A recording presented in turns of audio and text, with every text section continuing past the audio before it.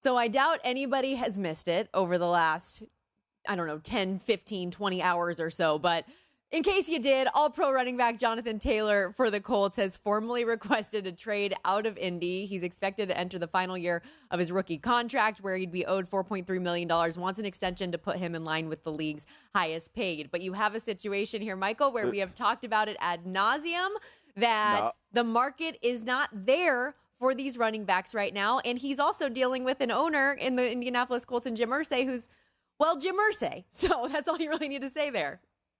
Well, but, he wants a contract that's in line. You said that. Now, that's what you said. In line is $12 million a year. The aberration is Christian McCaffrey, right? In line is $12 million. We're seeing guys take pay cuts, right?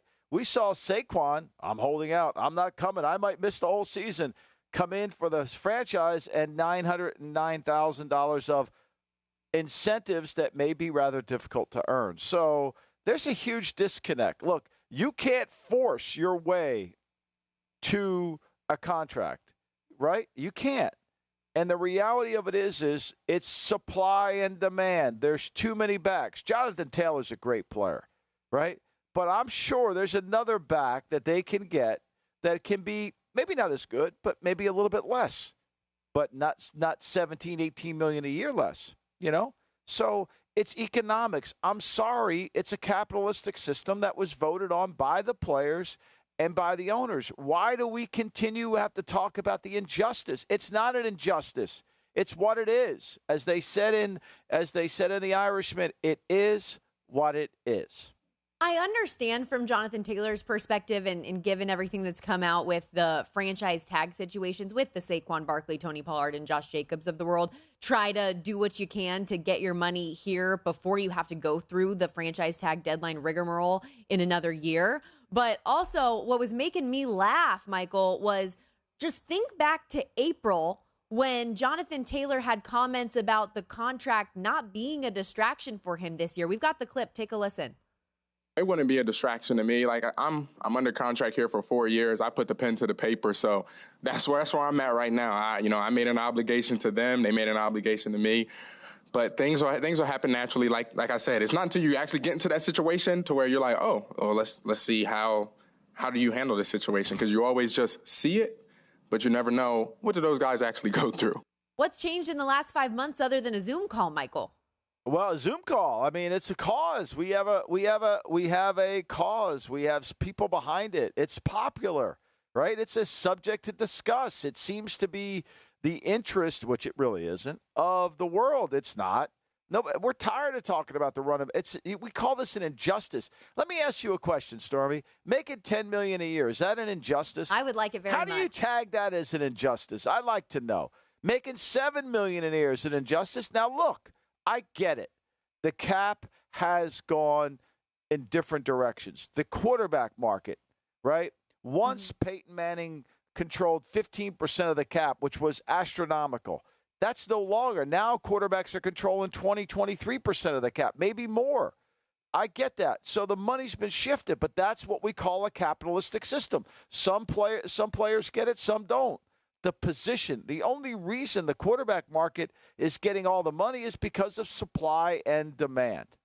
Well, and that's the thing, too, that I feel like we really need to just keep hammering home is what's the market right now? And I think that Johnathan Taylor, given all things considered, is actually in a pretty good spot offensively with the Indianapolis Colts and Shane Steichen and Anthony Richardson. Like, you look at an offensive scheme that could really benefit a running back in this position.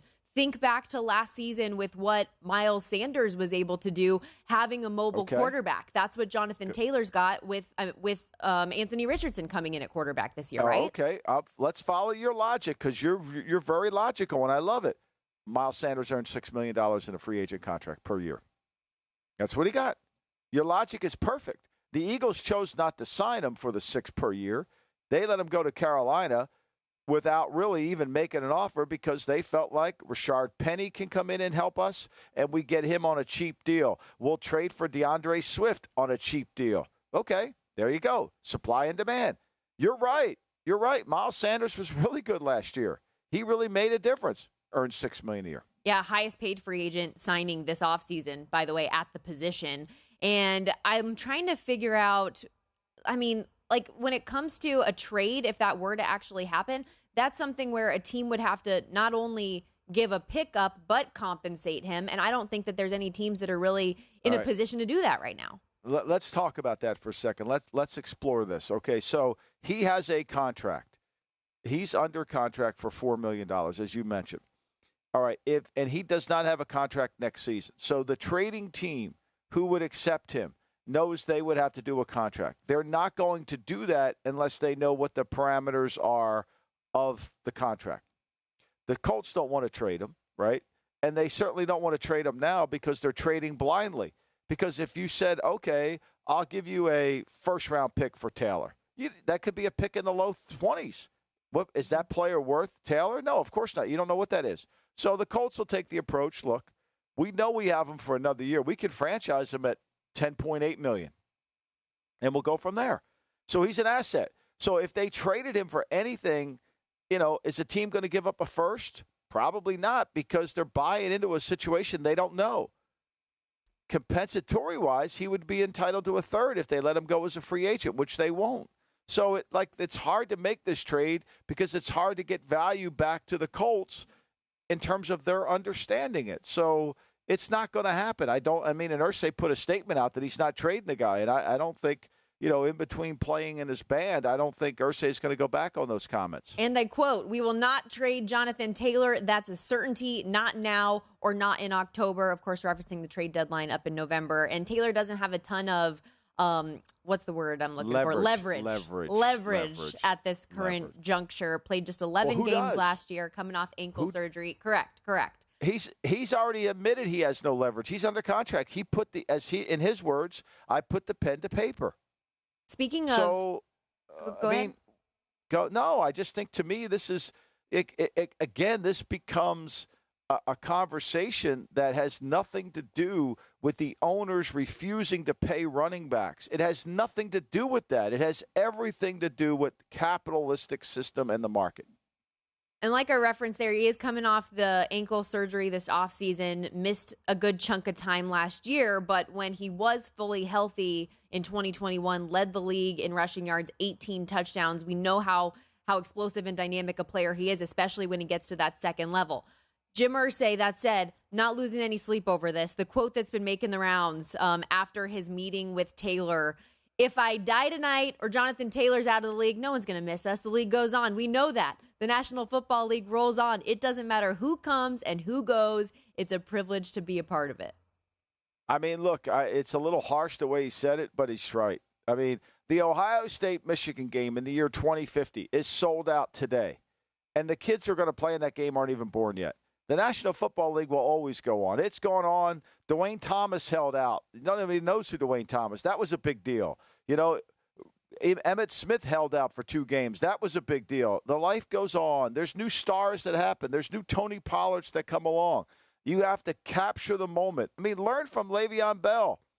For all those idiots that said he was doing the right thing, he now admits he did the wrong thing, which I said he did the wrong thing at the time. Yeah, and he even apologized. He even apologized to Steelers fans about that too. He regretted the decision. But Michael, I don't want to pile too much on Johnathan Taylor about this, because Jim Irsay is kind of stoking the fire in this instance. As an owner, why do you have to inject your voice into everything the way that Jim Irsay has? Because you're an owner. Because you're one of the 32 in this most elite club.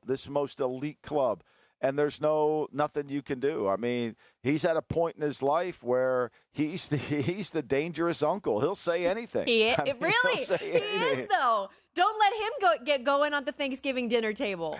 No, he'll unbutton his belt and take his pants. I mean, it'd be like Paulie at the dinner. I mean, God knows. I mean, you just can't control him. Think about this. I mean, the amount of wealth that these guys have accumulated, especially a guy like Jim Irsay, who's those Mayflower trucks that left Baltimore to go to Indianapolis for a better day. They got it. I mean, this wealth of this team is incredible. And it's because of the players. I get that. I would rather the players argue. I would stand beside them to argue that they should be entitled to some of this vast wealth that has been created in terms of when the Washington football team sells for $6 billion. Who was responsible for that? The players. The players.